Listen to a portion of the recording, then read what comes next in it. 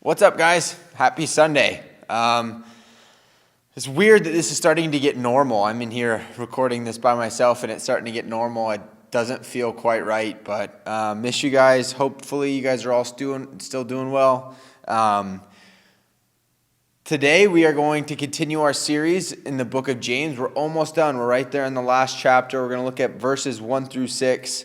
But before we get started, I actually don't have a Paxton story. But something that happened this week in our home groups kind of brought to mind something that we're going to look at today. We've been doing our home groups on Zoom, which is an app. It's just like online videos. So it's almost like a Skype or a FaceTime. But we only have done it for like 2 weeks. It's a brand new thing for me. Never got on it before. With not being able to be around people physically, we've had to expand and get into new avenues. So we're on Zoom, and I meet with like 6 or 7 guys. We kind of just talk. We talk about the midweek sermon, what happened, kind of what's going on in our lives, things like that. But Zoom is brand new, so like I didn't even know how to work it. Like setting up a meeting was kind of hard and it was a little bit difficult. Didn't know how all that works, so I kind of was hoping that it worked. All the guys got on, so we were actually there talking. But there's still little things that come up that like we don't know how to use the app to its fullest extent. For instance, this Wednesday when we got on there, somebody had a different background. It looked like they like had a green screen with like this crazy outer space image, and then we were all like enthralled. Like, dude, how did you do that? Are you like on a green screen right now? He's like, no, you just push this button right here and you can change it to whatever background you wanted to. So obviously what ensued was the next 10 minutes of who could find the coolest background and toss it up. I think it was mine. I had the new Chargers logo was up on behind. So I think I won. But there were some good ones. But there was like this new tool that we're like, holy cow, how do we take advantage of this?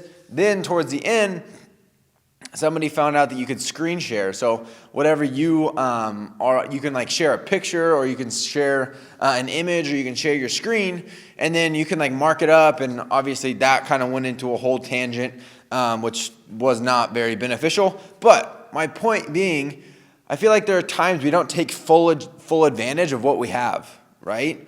For whatever reason, there could be a long list of them. Maybe we don't know it exists. We don't know what it is that we have access to. Or maybe we know it's there, but we're scared to use it. Like, well, what if this like blows up the app? Or what if this shuts everything off? Or what if this kicks everyone out of the meeting? Or we know it's there and we choose to use it, but for the wrong reasons, right? We know the ability and the things that we can take advantage of, and we do it, and we're doing it for the wrong reasons and purposes. And I think that that's what leads me into this morning's message in the book of James. Kind of really what is the intent and the purpose behind the things that we do, right? I titled this message, Use It or Lose It. Let's get right into it. James chapter 5 verse 1 says this, "Now listen, you rich people, weep and wail because of the misery that is coming on you. Your wealth has rotted, and moths have eaten your clothes. Your gold and silver are corroded. Their corrosion will testify against you and eat your flesh like fire. You have hoarded wealth in the last days. Look, the wages you failed to pay the workers who mowed your fields are crying out against you. The cries of the harvest have reached the ears of the Lord Almighty. You have lived on earth in luxury and self-indulgence. You have fattened yourselves in the day of slaughter. You have condemned and murdered the innocent one who was not opposing you." First and foremost, I want to get right to the idea of James calling out rich people, is what the first verse kind of sounds like. And that's not what James is doing. This isn't an accusation of wealth in general. And I kind of wanted to take this opportunity as a side note. For some of you that are in personal quiet time and reading your Bible and spending time with the Lord, just be careful. Don't just read one verse and stop. Like, it would be easy if you read verse 1 that says, "Now listen, you rich people, weep and wail because of the misery that is coming on you." You stop there and you would think, wow, that sucks for all the rich people. But you have to be careful. That's almost like the hook that James is using as a writing tool to hook you in and be like, whoa, what are you talking about? Let's dig deeper and see what he's actually actually trying to teach. So just be careful in your personal Bible reading to just read one verse and stop there. Try to dig in. That was James's way of really catching the attention of the reader of who he was writing this letter to.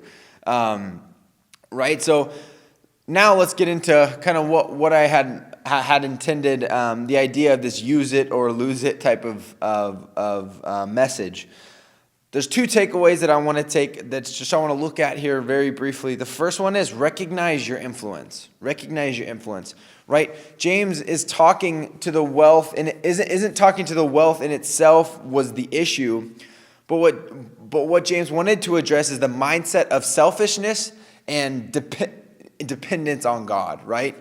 The idea that I can do this all alone, that I am wealthy, I don't need to have this dependence on God because I've arrived. I have power, I have ability, and I don't need this dependence on God. I have this selfish, I can do it kind of attitude, and that's the worry that I think that James is trying to address, is that those people that do have gotten to that position of power and wealth, it's more difficult for them to recognize the dependence that they need to have on God. Because they've been able to be successful maybe on their own, from what the outsiders would see, right? But the mindset prevented opportunities for furthering of the kingdom. So this idea that these wealthy people, they've now maybe created an idea of dependence on just themselves instead of a healthy dependence on God, right? And they're no longer looking to God for how can I further the kingdom? How can I be dependent on you? And you've blessed me with these things. How can I then return that into what you need done? Right? That they're not recognizing the influence that they have. I want to question if we feel there's a mindset that we have that keeps us from being most effective in our walk. Where the rich person might not have the proper dependence on the Lord, or they may put too much on themselves and their own abilities. Maybe there's something that we lack that keeps us from being effective, that keeps us from truly recognizing our influence. Is it selfishness? Is it possibly pride or insecurity? You don't think you're good enough to be used, right? The idea that there's something in the way of us really recognizing the influence that we have. Obviously, this message, I've written it for high school students and middle school students. There's not a lot of wealth for you guys to have attained by now. So seeing this idea of rich people, you may be like, well, okay, well, I don't work, I don't have money. My parents are in such and such a position, but that doesn't speak to me. Here's what I would challenge you guys with is that it's a bigger idea than just money. It's an idea of a dependency on God and recognizing your influence. And what's keeping you from doing that now? Maybe it's not money and you feel like you have power and all this wealth, but maybe it is an insecurity in your life that you feel like I can't be used fully because of it. Or maybe it's a selfishness of I don't want to step out and do that because I'm worried about what that's going to mean for me. Or maybe you don't feel like you're good enough to actually step out and do what God's called you to do. The influence that you could have, but you're not walking into because of one of those reasons. Just like James is preaching to the wealthy person that maybe there's this dependency that you don't have on God and you're putting everything onto these possessions and things that you own. Maybe for us and you guys listening, maybe it's something else. Maybe it's a selfishness or a pride or an insecurity that's not allowing you to be effective. I want you to know that you were uniquely and perfectly created to accomplish what God has already planned for you. The influence that you're going to have in this life was prepared before you came into being, right? That God uniquely and perfectly created you knowing what he needed you to do, knowing the influence that you would have, knowing the people and the positions that you would be put in, right? I feel like we need to be on the lookout for what opportunities we're being given, who we have been given that requires our attention, right? Be mindful of the influence that you have and the opportunity that you have, and don't allow those mindsets to keep you from walking into them, right? The idea that the rich were given much and they had an opportunity that if they had that dependence on God and that desire to see the kingdom furthered, that how much more influence could they have had with the idea of having the wealth behind it. You as well, you've been given and you have unique powers and abilities and influence, how can we fully tap into those things? Don't allow mindsets to get in the way. Don't allow a lack of dependence on God to get in the way of your effectiveness, right? It requires a mindset of humility and selflessness.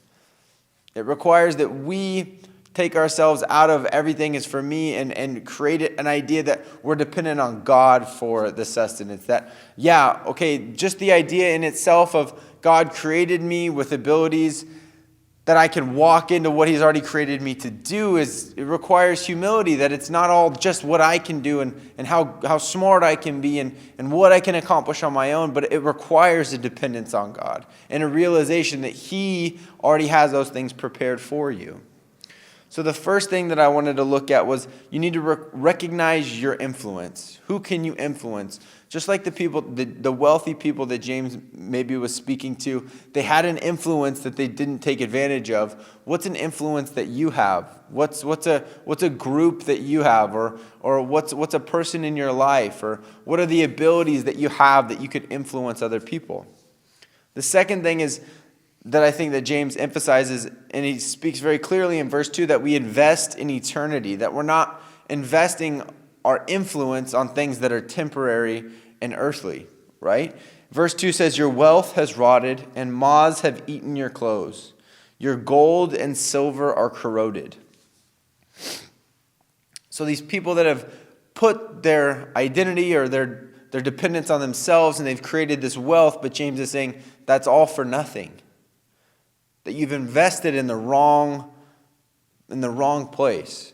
That you've invested in the temporary right now and not in the eternity. The things that don't rust and rot and aren't lost. My parents always encouraged me from when I started working at 20, when I was in school still. They encouraged me to invest a little bit of everything that I made so that it had time to compound and make money on itself. Right? So if I started when I was younger and I continued to do it over and over, it gave it more time to grow. And I couldn't help but think that that's so true of our youth, of you guys. That the idea of investing your influence, investing your abilities, not in things that are temporary, but really having a mindset of I'm investing what God's given me for eternity. I think it's incredible that if you do it as a youth, I think it has that same compounding effect. Not only in finances, but in our eternal impact. That as a youth, if you begin to do that now, that you have this compounding over time, over the rest of your lifetime, ability to impact more and more people. What are we investing in, right? How much more is that true that if we invest now, I just hate the idea that some youth have that they can't do it because they're not going to be taken serious because they don't know enough, or they're too young, or they don't have these abilities. God's uniquely created you right now where you're at in your stage of life to have influence on the specific people that you're around. And he's equipped you to do it. Don't think of yourself as less than or unable to do so. Don't limit what God can do. Don't limit the influence that you can have and the eternal impact that you can be investing in. Right? Consider what you are putting your God-given talent and ability towards. Is it towards something temporary and fixed, or is it towards something eternal and ongoing? I want to encourage you guys that's what we're to live life for, to have this healthy dependency on God, recognizing our position, and using those abilities and that influence and the position that we have to influence others for his kingdom, not for personal gain, not for possessions, not for the short term, but for the long term. Finally, just for conversation, whether it be in the comments here on the YouTube channel or within your family, with some of your friends in a text message, the question that I pose is, you were created uniquely and perfectly for what God has planned for your life. What are some stumbling blocks that keep him from fully investing in eternity and keeps your desires on something here that is temporary? What's a stumbling block for you that keeps you from fully investing your time and ability and talent towards furthering the kingdom of God and keeps bringing you back to wanting something right now that's temporary. I love you guys. I miss you so much. I cannot wait to be back in church together. I'm continually praying for you, and we hope that you guys are staying safe. Stay busy. Do not allow yourselves to get bored. We on Instagram, we're trying to do some new fun stuff, so go follow us, GVC Youth, GVC YTH on Instagram as well. We have a bunch of devotionals over the last week from your leaders. We're going to do some more fun stuff this week, so keep in touch there. Love you guys. Bye.